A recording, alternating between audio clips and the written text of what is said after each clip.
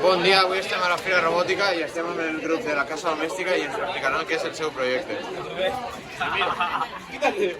No. Vale, esta es una casa domótica hecho por mi yo, Steven, Cristian y mi compañero Daniel, que no está, que es una casa que tiene un ascensor que funciona por un servomotor, que es esto azul de aquí, una matriz que hace como caritas y una barrera de parking, ¿vale? Si lo conecto... Espérate. Mírame los papeles, que si no se me salen volando. Y si no le doy, baja. Si no le doy, sube, y si le doy, pues baja. ¿Vale? Míralo desde ahí.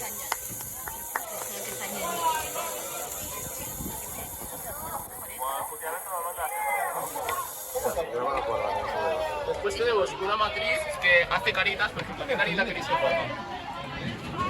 Feliz, enfadada.